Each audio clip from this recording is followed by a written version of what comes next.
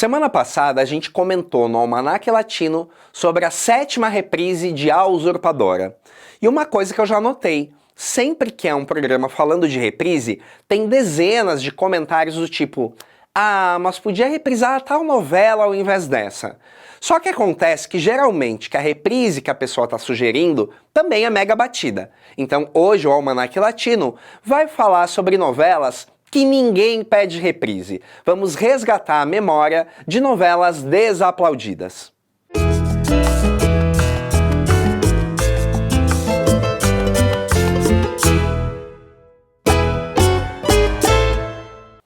Olá, meu nome é Thiago Fernandes e esse é o Almanaque Latino, o canal onde novela mexicana é levada a sério. Antes de soltar uma lista de novelas dignas de você mesmo dizer "é mesmo? Nem lembrava dessa?", que tal lembrar de deixar seu like, seu comentário e a sua inscrição no canal. Quando você clica no sininho, o YouTube te notifica cada vez em que um novo conteúdo é publicado. Assim você não perde nada que rola por aqui e ainda ajuda a nossa comunidade a crescer. Hoje, o Almanaque Latino vai falar de novelas mexicanas que nunca foram reprisadas por aqui. Acontece que a gente já fez programa para falar de algumas novelas de muito sucesso, como Esmeralda ou Maria Isabel, que, apesar dos expressivos números de audiência e de muita gente que fala que gostaria de rever, jamais voltaram para a tela do SBT. Eu quero falar dos enredos mexicanos que eu nunca vejo uma viva alma pedindo reprise. E antes que apareça um menino do meme, do mimimi, de um ou outro dizendo "ah, eu sim quero reprise dessa", eu tô falando de uma percepção pessoal. Novelas que ninguém pede reprise, pelo menos na minha visão. As novelas infantis da Televisa sempre tiveram audiência garantida por aqui. Elas inclusive ganharam um importante espaço no horário nobre do SBT no rastro da primeira versão das Chiquititas. Mas teve uma história que Doneida foi parar no fim da tarde. Me refiro a Amigos para Sempre, exibida pelo SBT em 2001 e que foi protagonizada por Martin Rica e Belinda, uma produção de Rocío Ocampo do ano 2000 e que havia feito bastante sucesso no México. Aqui passou mega batida. A novela girava em torno de uma escola, seus múltiplos estudantes e a neta da diretora da escola, que era a personagem da Belinda. Ela era muito triste e reclusa e tinha poderes paranormais. Mas a situação mudava quando a avó se reconciliava com o resto da família e surgia um primo que ia viver altas aventuras com ela. Uma novelinha infantil totalmente ok e bem nos conformes para o público para o qual está destinada. Mas eu acredito que aqui no Brasil ela foi prejudicada por ter vindo fora do horário habitual e ainda por cima substituindo uma novela de época adulta. Seja lá como for, acabou virando uma história que ninguém tem muita lembrança e logo ninguém pede reprise. Outra que ninguém fez abaixo-assinado solicitando um repeteco é Preciosa, que o SBT exibiu em 2002 e que foi protagonizada por Irene Castilho e Maurício Islas, namorados na época da novela. Preciosa era o nome da protagonista, uma moça que sonhava em ser trapezista apesar de ser manca. Ela ajudava no circo, onde o avô era palhaço, mas obviamente sofria muito bullying de todo mundo. A coisa muda quando ela conhece o médico Luiz Fernando, que vai ser responsável por devolver a mobilidade dela. Preciosa foi uma novela infanto-juvenil com essa ambientação do circo, então tinha muita interação com os animais, bobinha de tudo, mas tinha uns insights interessantes, até porque apesar da novela ser extremamente água com açúcar, tinha uma vilã muito boa, que foi interpretada pela atriz Nailea Norvin, e causou horrores do começo ao fim. E essa vilã dava uma tremenda valorizada na bobagem que era a novela. Ainda assim, ninguém pediu de volta. Uma novela que praticamente fez dobradinha com Preciosa no SBT foi A Alma Não Tem Cor, também exibida em 2002, mas que datava de 1997. Protagonizada por Laura Flores e Arturo Peniche, a novela era um delírio genético. Guadalupe, loira de olhos azuis, se casa obrigada com Lisandro, loiro de olhos azuis. Mas quando eles tinham uma filha, a menina nascia negra. Eis o segredo da novela. Guadalupe era fruto da infidelidade do pai dela com a criada da casa, que era vivida pela cantora de salsa Célia Cruz.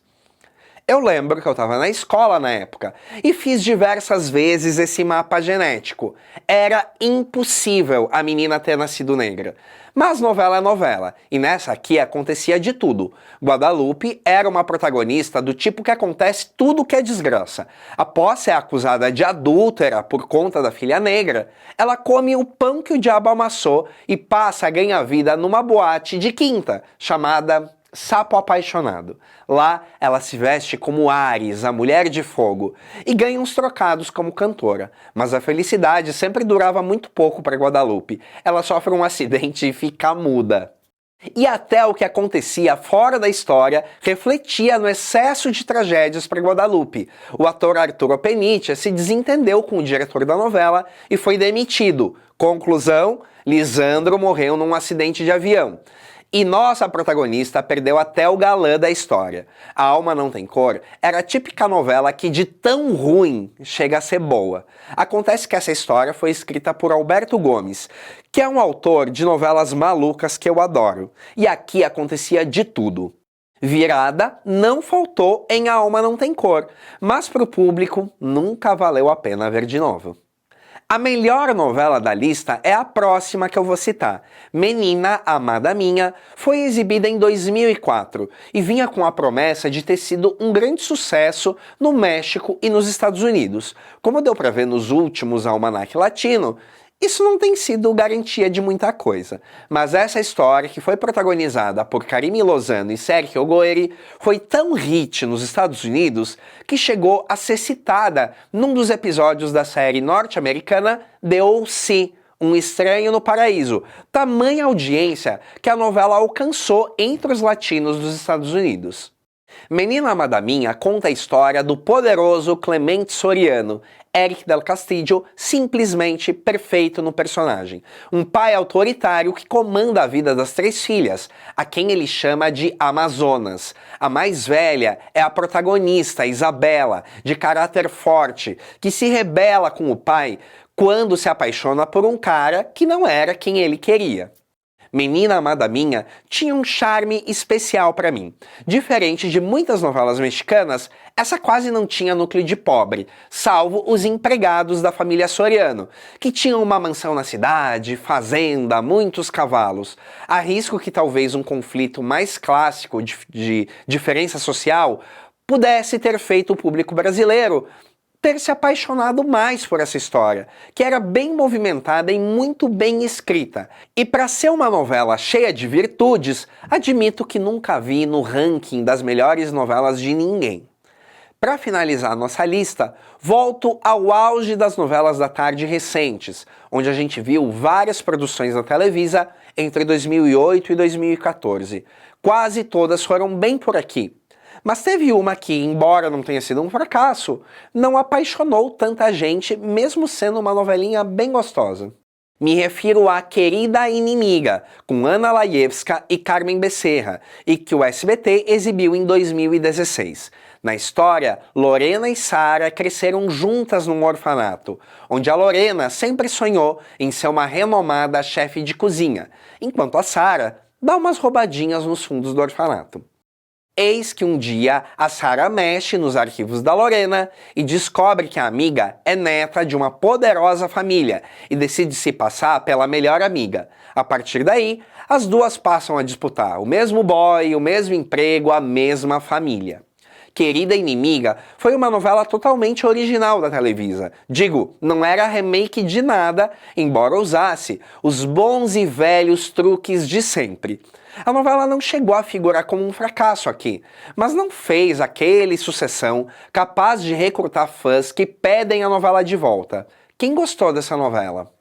A boa notícia é que o Mais SBT, a recente plataforma de streaming do SBT e que é gratuita, tem resgatado várias histórias. Tem desde novelas que toda hora passam, como A Dona ou Sortilégio, Há outras que nem tinham reprises por aqui, como Amigas e Rivais ou Alegrifes e Rabujos. Será que lá não é o espaço para várias novelas serem redescobertas pelo público?